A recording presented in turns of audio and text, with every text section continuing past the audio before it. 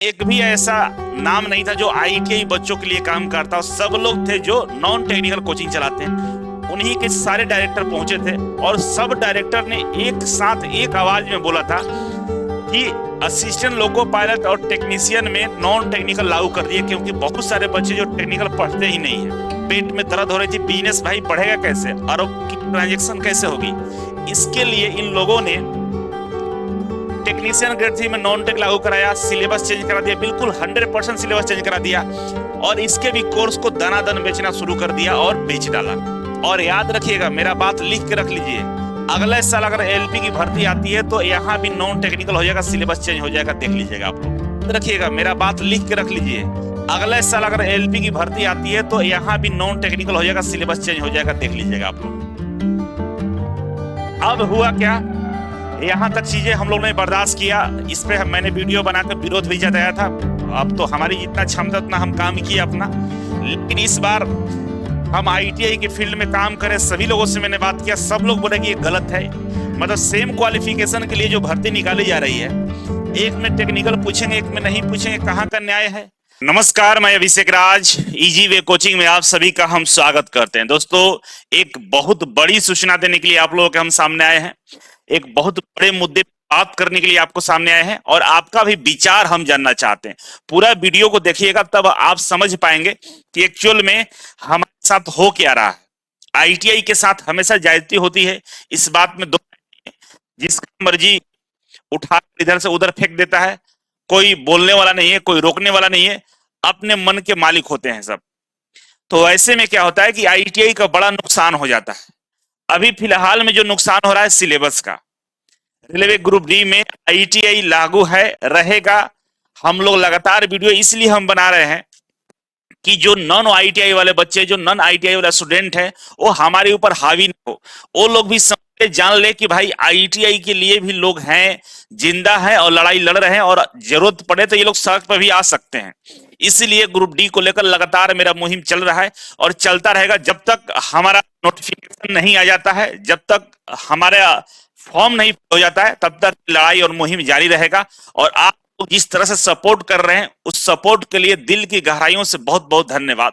ITI में बहुत सारी कमियां हैं, एक एक करके हम लोगों को सुधारना होगा, करना होगा, तब आने वाले दिनों में आईटीआई का बेनिफिट आपको मिलेगा। इसी के संदर्भ में मैं कई आईटीआई के फील्ड में काम कर रहे जो जानकार लोग हैं, जो आईटीआई के डायरेक्टर हैं, जो आईटीआई के बड़े बड़े पोस्ट पे जो काम कर रहे हैं, या कह सकते हैं आईटीआई के फील्ड में जो टीचर्स लोग हैं, जो यूट्यूब चैनल से जुड़े हुए लोग हैं, तमाम लोगों से बात किया और उन लोगों के सामने हमने ये प्रस्ताव रखा कि भाई रेलवे में 3 तरह के पद निकाले जाते हैं आईटीआई के लिए। एक तो होता है असिस्टेंट लोको पायलट, एएलपी जिसको बोलते हैं, दूसरा होता है टेक्नीशियन ग्रेड 1 और ग्रेड 3, और एक होता है लेवल 1 डी। ये 3 तरह के पद निकाले जाते हैं। अगर बात करें 2018 वाली भर्ती का, जो लास्ट टाइम जो हुआ था 2018 वाले भर्ती में, असिस्टेंट लोको पायलट और टेक्नीशियन ग्रेड 3 और 1 को दोनों एक साथ नोटिफिकेशन निकाला गया था और ये दोनों पदों के लिए एक ही एग्जाम हुआ था, जिसमें सीबीटी 1 पहला एग्जाम था, ठीक है। और सीबीटी 1 में हमसे जो सवाल पूछा गया था, मैथ से सवाल पूछा गया था, रीजनिंग से सवाल पूछा गया था और जनरल अवेयरनेस से सवाल पूछा गया था, ठीक है। इसको क्वालिफाई करने वाले बच्चों को, मतलब 15 गुना बच्चों को सीबीटी 2 का एग्जाम देना पड़ा था। जो सीबीटी 1 क्वालिफाई किया था उसको सीबीटी 2 का एग्जाम देना पड़ा था। मतलब यहाँ से बच्चे यहाँ ट्रांसफर हुए। सीबीटी 2 में भी 2 पार्ट कर दिया गया था, एक पार्ट का नाम ए था और एक पार्ट का नाम बी था। सिलेक्शन बी वाले पे हुआ था, जहां पे जो सिलेबस था वो था मैथ था, रीजनिंग था, जीके था, मतलब जीएस बोल सकते, जनरल अवेयरनेस था और ड्राइंग और बेसिक साइंस था। ड्राइंग और बेसिक साइंस था।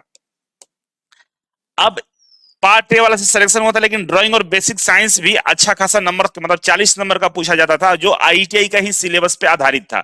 ये तो जनरल एप्टीट्यूड था।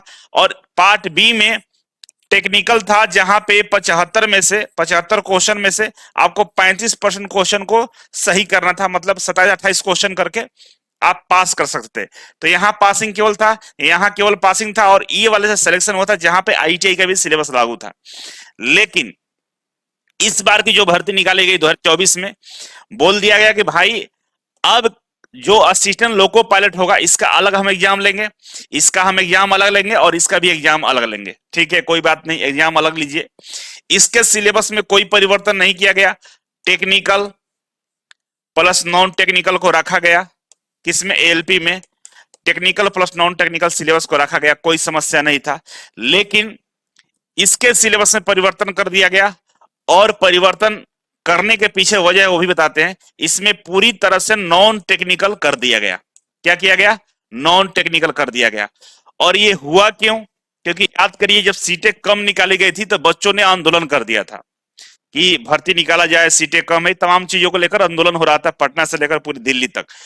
अब पटना में, दिल्ली में जो बैठे हुए नॉन टेक्निकल कोचिंग वाले बच्चे, स्टूडेंट, सॉरी, जो टीचर थे, जो नॉन टेक्निकल कोचिंग चलाते हैं, उन लोगों को आरआरबी ने बुलाया था मीटिंग के लिए।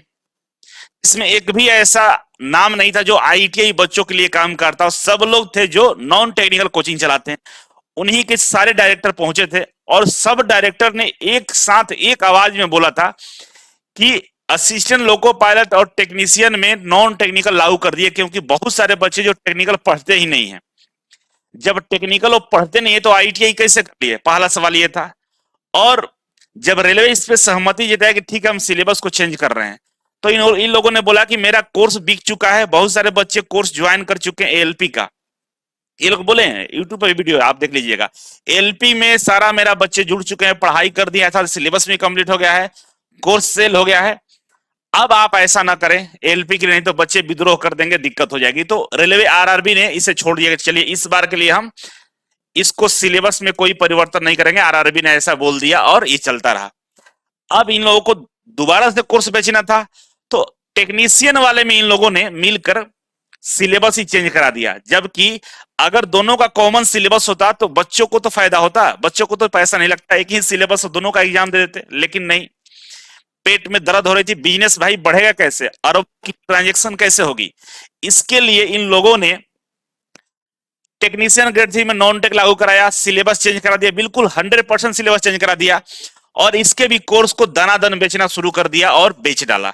ठीक है, और याद रखिएगा, मेरा बात लिख के रख लीजिए, अगले साल अगर एलपी की भर्ती आती है तो यहां भी नॉन टेक्निकल हो जाएगा, सिलेबस चेंज हो जाएगा, देख लीजिएगा आप लोग। अब हुआ क्या, यहां तक चीजें हम लोग ने बर्दाश्त किया, इस पे मैंने वीडियो बनाकर विरोध भी जताया था। अब तो हमारी जितना क्षमता उतना हम काम किए अपना। लेकिन इस बार हम आईटीआई के फील्ड में काम करें, सभी लोगों से मैंने बात किया, सब लोग बोले कि ये गलत है। मतलब सेम क्वालिफिकेशन के लिए जो भर्ती निकाली जा रही है, एक में टेक्निकल पूछेंगे, एक में नहीं पूछेंगे, कहाँ का न्याय है? और जो बच्चा आईटीआई 10वीं के बाद आईटीआई पास किया, आईटीआई से पढ़ा, और आईटीआई से प्रश्न ही नहीं पूछेंगे आप टेक्निकल विंग्स में इनका रिक्रूटमेंट ले रहे हैं, टेक्निकल विंग्स में इनको नौकरी दे रहे हैं, और टेक्निकल का नॉलेज ही नहीं आप पता कर रहे हैं। आप इनसे मैथ रीजनिंग पूछ रहे हैं, जीके पूछ रहे हैं। जब बच्चा को मैथ रीजनिंग जीके पता है, टेक्निकल में कुछ नहीं पता है, गधा है, तो फिर नौकरी करे कैसे करेगा? क्या कर लीजिएगा? इसका मतलब रॉन्ग इंसान का रिक्रूटमेंट हो रहा है, तो क्या फायदा होगा? तो कहीं ना कहीं इसके पीछे पूरी साजिश है, ये साजिश का पर्दाफाश हम कर रहे हैं। ठीक है, अब क्या हो कि 2018 याद करिए, ग्रुप डी के लिए 2018-19 याद करिए। यहां पे जैसे आईटीआई लागू हुआ था, आईटीआई जैसे लागू हुआ था, पूरे देश में दंगा फसाद हो गया था, ट्रेन के पटरियों को उखाड़ दिया गया था, ट्रेनों को जलाया गया था, ट्रेन को रोक दिया गया था, लाखों की संख्या में बच्चे रोड पे थे। क्यों? क्योंकि जब आईटीआई लागू किया था। अच्छा ये बताओ, ग्रुप डी में आईटीआई लागू हुआ था, इनको पेट में दर्द कैसे शुरू हो गया? क्यों इनको लगा कि भाई ग्रुप डी में आईटीआई लागू गया, अब हम जिंदा नहीं बचेंगे? ऐसा क्यों महसूस करने लगे? क्योंकि इनके पीछे जितने भी नॉन टेक्निकल कोचिंग के डायरेक्टर लोग थे, बड़े बड़े नाम हैं, यूट्यूब आप जानते हैं, कमेंट बॉक्स में नाम कमेंट कर दीजिएगा, कौन कौन बोला था, आप लोग सब जानते हैं। ये लोगों बच्चों को भड़का दिए, अंदर ही अंदर, ये कहीं वायरल नहीं है, लेकिन अंदर अंदर बच्चों को बोले कि भाई आप लोग जाओ विरोध करो, और विरोध इस तरह से कर दिए कि रेलवे की लाखों की करोड़ों की संपत्ति का नुकसान पहुंचाए, यात्रियों को नुकसान पहुंचाए, और अंततः रेल मिनिस्टर साहब आकर बोले कि भाई ठीक है इस बार के लिए हम आईटीआई को हटा देते हैं। अच्छा ये बताओ, जब आईटीआई टेक्निकल विंग्स में रहता है तो क्यों आंदोलन हुआ था? ये सब लोग कोचिंग वाले भड़काए थे। अब यहाँ पे इन लोगों का सिलेबस जो है वो तो भाई क्या है, नॉन टेक्निकल है, तो आईटीआई बच्चों की संख्या कम होती है तो बीके का भी कम। तो अभी भी पेट में दर्द है कि क्यों आईटीआई लागू हो रहा है। अब हमारा मुहिम है कि जिस तरह से इसमें आईटीआई सरकार ने लागू किया है, अब इसके सिलेबस को भी टेक्निकल कर दिया जाए। तो बहुत सारे बच्चे ये बोलेंगे कि सर ये आप अपने फायदे के लिए बोल रहे हैं, ऐसा बोला जाएगा, मुझे पता है। इसका जवाब अभी ही हम दे देते हैं। अगर नॉन टेक्निकल ही रहेगा तो क्या मेरे यहाँ मैथ, रीजनिंग, जीके जीएस नहीं पढ़ाया जाता है? बिल्कुल पढ़ाया जाता है। सारे फैकल्टी भी है और टॉप लेवल का फैकल्टी है। यही नहीं, हमने ऑप्टिक्स क्लास से कोलैबोरेशन कर लिया है, एमयू साइन कर लिया है पूरे लाइफ टाइम के लिए। ऑप्टिक्स क्लास नॉन टेक्निकल का कोचिंग बहुत बेहतरीन कोचिंग है, बहुत बढ़िया फैकल्टी वहां पे है। और लोग नॉन टेक्निकल को ही पढ़ाते हैं, एसएससी, जीडी, रेलवे, सबका। हमने पूरे उनके टीम को हायर कर लिया है और एक एमओयू साइन कर लिया कि आपकी पूरी टीम हमारे इजी वे में नॉन टेक्निकल डिपार्टमेंट देखेगी और ये लोग बड़ी अच्छा से काम कर रहे हैं, कोई दिक्कत ही नहीं है। तो हमारे तो आप नहीं भी लागू करेंगे तो नॉन टेक्निकल क्लासेस चलता है और शुरू से ही चलता है, आज भी चलता है। हम नॉन टेक्निकल से भी बच्चे बच्चे जुड़े हैं, कोई दिक्कत नहीं है। लेकिन वास्तविकता क्या होनी चाहिए, आप इस बात को बताइए। आप देखें कहीं किसी एग्जाम में कि डिप्लोमा के लिए भर्ती निकाली गई है, पॉलिटेक्निक करने वाले बच्चों को भर्ती निकाली गई और उसमें मैथ, रीजनिंग, जीके जिस पूछ रहा है। हाँ पूछता है लेकिन बहुत कम, 10%, 20% पूछता है। बाकी सारे क्वेश्चन टेक्निकल होते हैं। बीटेक वालों के लिए सारे टेक्निकल होते हैं। फिर यहां पे ग्रुप डी में ऐसा क्यों किया जा रहा है? अब यहां तो किया जा रहा है, इसको बदलना है और बदलने के लिए आप लोगों का साथ चाहिए, आगे हम चर्चा करेंगे। लेकिन यहां क्यों किएगा, लॉजिक को समझिएगा। कहीं ना कहीं ये चीजें साजिश की गई और साजिश के तहत इसे लागू किया गया। इसके लिए हम लड़ाई लड़ना चाहते हैं, आप लोगों का साथ चाहिए और सभी लोग एक साथ आ रहे हैं, ठीक है ना। आगे देखिए, अब हम एग्जाम्पल के लिए हम बात करेंगे। मेट्रो में दो तरह की पदें निकाली जाती है, मेट्रो ड्राइवर की पदें निकाली जाती है और मेट्रो टेक्नीशियन की पदें, मेट्रो मेंटेनर बोलते हैं, ठीक है। तो मेरे मेट्रो मेंटेनर और मेट्रो ड्राइवर की पदें निकाली जाती है। यहां भी टेक्निकल होता है, मतलब नॉन टेक्निकल के साथ टेक्निकल भी होता है और लगभग 70% के आसपास टेक्निकल प्रश्न पूछा जाता है। भाई पता तो करे कि ये जो बंदा ले रहे हैं, रिक्रूट कर रहे हैं, इसको टेक्निकल नॉलेज है कि नहीं है।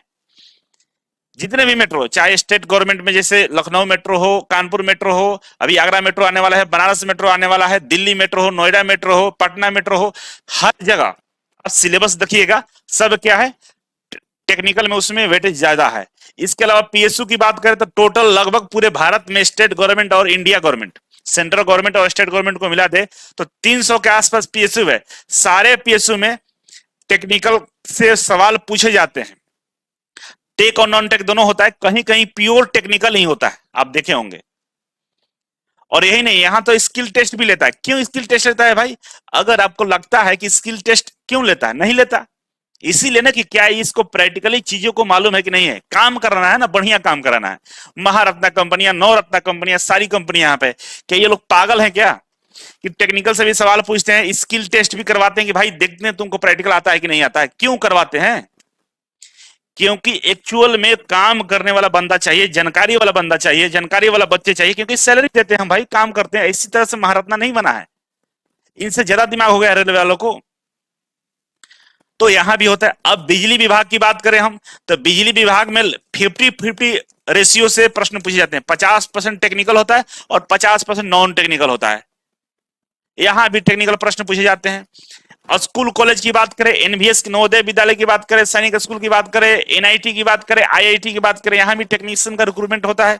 और यहां भी टेक्निकल, नॉन टेक्निकल सारे सवाल पूछे जाते हैं। प्लस में स्किल टेस्ट भी यहां होता है, कहीं कहीं होता है, कहीं नहीं होता है। ये सारी चीजें प्रक्रिया की जाती है। इसके अलावा इसरो में तो कहीं कहीं प्योर टेक्निकल ही है। इसरो के बहुत सारे ऑर्गेनाइजेशन है, तो किसी किसी में तो केवल टेक्निकल ही पूछ देता है, किसी में टेक्निकल और नॉन टेक्निकल दोनों रहता है, लेकिन 70% तक टेक्निकल रहता है इसरो में। डीआरडीओ भी वही रहता है, डीआरडीओ में पूरा टेक्निकल सबसे ज्यादा प्रश्न होता है, नॉन टेक्निकल कम प्रश्न पूछे जाते हैं। बार की बात करें, इसमें भी टेक्निकल होता है और तीनों में स्किल टेस्ट भी होता है। आप जरा बताओ कि क्या इसरो, डीआरडीओ, बार्क से बड़ा रेलवे है क्या? क्या टेक्नोलॉजी के मामले में या किसी तरह के मामले में आप चेक करेंगे तो ये बहुत ही एडवांस कंपनियां हैं, जो पूरे देश की रक्षा से जुड़े हुए संस्थान है। जहां पे महारत्ना कंपनियां, ये सभी लोग ईटीआई के जो स्टूडेंट होते हैं ना, जो टेक्निकल का नॉलेज रखते हैं, उनको ये रिक्रूट करते हैं, और वही लोग मिलकर आज इसरो को चांद तक पहुंचा दिया। डीआरडीओ के पास ऐसा बैलिस्टिक मिसाइल है, ऐसे ऐसे चीजों ने इन्होंने डेवलप कर दिया कि देश आज चाइना पाकिस्तान से लेकर पूरे एशिया के देश डरते हैं भारत से। यहां तक कि अमेरिका अमेरिका भी सोचता है कि बार कि भारत पर हम किसी तरह से कोई गलत चीजें हम करेंगे तो भारत हमारे खिलाफ लड़ सकता है, अच्छे से लड़ सकता है। चाइना भी जानता है कि 1962 वाला भारत नहीं है। आज का जो भारत है, हर किसी के आंख में आंख डाल के बात कर सकता है। किसके बदौलत? डीआरडीओ के बदौलत। इतना एडवांस कंपनियां, ऑर्गेनाइजेशन है हमारे इंडिया में। इन लोग आईटीआई के सिलेबस टेक्निकल वाले बंदों को स्किल के साथ रिक्रूट करते हैं। बार्क हमारा न्यूक्लियर वेपन्स वगैरह बनाने में बहुत अच्छा सहयोग दिया है देश का। तो ये इतने बड़े बड़े संस्थान हैं जो इस चीज को मानते हैं कि भाई टेक्निकल से टेक्निकल ही प्रश्न पूछा जाए। ठीक है, रेलवे ऐसा क्यों करता है? रेलवे का ये जो दोगलापन है, दोगला व्यवहार है कि भाई हम यहां पर टेक्निकल पूछेंगे, यहां पर टेक्निकल नहीं पूछेंगे, जबकि दोनों में आईटीआई है। दोनों में क्या है? आईटीआई है। यहां भी आईटीआई है, और यहां भी जब आईटीआई हो जाएगा तो भाई टेक्निकल पूछिए। यहां पे क्या दिक्कत, क्या है, समस्या क्या है? समस्या एक ही है कि यहाँ पे नॉन टेक्निकल वाले जो कोचिंग वाले हैं, इनके पेट में दर्द होगा। ये लोग आरआरबी से जुड़े हुए लोग हैं, ये लोग हटवा देते हैं।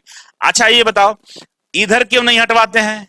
क्योंकि इधर की क्लासेस उनके यहाँ चलता है क्या? देखिए वो क्लास चलते हुए नहीं, मतलब ही नहीं रखते, क्योंकि यहाँ पर 10-15 सीट निकलता है, और 10-15 सीट के लिए लोग पढ़ाने वाले नहीं है। इनको चाहिए बोरा में पैसा भर के, पूरा एकदम लात से जान जात के। जब तक पैसा ये लोग नहीं भरेंगे तब तक इनका पेट नहीं भरता है। खरबों रुपए है इन लोगों के पास में। तो कमेंट बॉक्स में आप लोग कमेंट करिए टीचर्स का नाम, कि कौन कौन है जो इसका विद्रोह करता है, और इन लोगों को अच्छे से एक्सपोज करना होगा। और इसके लिए भी जितने यूट्यूब पे गुरुजनों को आप देखते हैं, जो आईटीआई के गुरुजन हैं, जो आईटीआई के कहीं न किसी माध्यम से बच्चों को मोटिवेट कर रहे हैं, पढ़ा रहे हैं, अच्छा ज्ञान दे रहे हैं, वो सभी लोग का आज हम लोग का मीटिंग है। सब लोग एक जगह आ रहे हैं। एक बहुत बड़ा मुहिम छेड़ने वाला है देश में। हम लोग दिल्ली में भी बैठक करेंगे, मंत्री महोदय से भी मिलेंगे। सारा कार्यक्रम हम लोग डिसाइड करने वाले हैं कि अब आईटीआई को बर्बाद नहीं होने देंगे।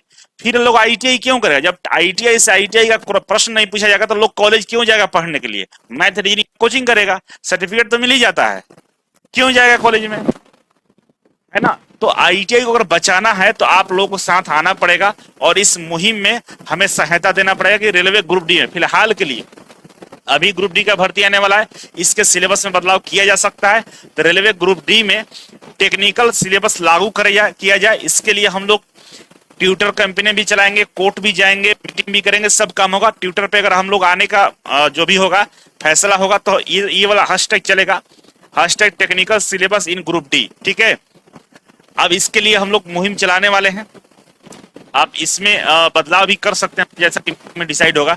तो हम लोग ये इस पे काम कर रहे हैं। ठीक है, तो आप लोगों से गुजारिश है कि आप लोग इस मुहिम में साथ दें, और साथ ही नहीं देना है, आप इस तरह के वीडियो जो भी बनाए जा रहे हैं, जिस भी चैनल पर बनाया जा रहा है, सबको शेयर करें। और हमारे खिलाफ, मतलब आईटीआई के खिलाफ जो बच्चा बोल रहा है, जो आईटीआई के खिलाफ जो भी मास्टर लोग बोल रहे हैं, जो भी टीचर लोग बोल रहे हैं, जो भी चैनल वाले बोल रहे हैं, उन पे जाके आप प्रश्न पूछिए, कमेंट करके प्रश्न पूछिए कि आप जो कर रहे हो कहां से सही है, कहां से न्यायप्रिय है ना? आप प्रश्न पूछिए, उन लोगों को मजबूर करिए कि हम भी जिंदा हैं, आप हमारे खिलाफ बात बोल नहीं सकते हो। अगर बोलोगे तो फिर वही होगा। कहते हैं ना कि जब नाश मनुष्य पर छाता है, पहले विवेक मर जाता है। तो आईटीआई के छात्रों को जो प्रताड़ित करेगा, तो उन लोगों को भूल है कि इनके कोई देखने वाला नहीं है। नहीं, अब देखने वाले लोग आ चुके हैं, और बड़ी संख्या में आ चुके हैं, और आपसे नजरें मिला कर बात करने का भी औकात रखते हैं, और हम लोग इसके लिए रेडी हो चुके हैं। और बहुत जल्द एक बहुत बड़ा घोषणा आप लोगों को देखने को मिल सकता है। तो वीडियो को लाइक, शेयर और कमेंट्स भर दीजिएगा, और इतना शेयर करिए कि आईटीआई के बच्चों के जन जन तक पहुंचे। ठीक है, बाकी पूरा भरोसा है कि आप लोग प्यारे छात्र हैं, हमारी चीजों को समझ रहे हैं और हमें सहयोग कर रहे हैं। उसके लिए बहुत बहुत धन्यवाद। वीडियो को शेयर करिए। मिलते हैं अगले वीडियो में, तब तक के लिए नमस्कार।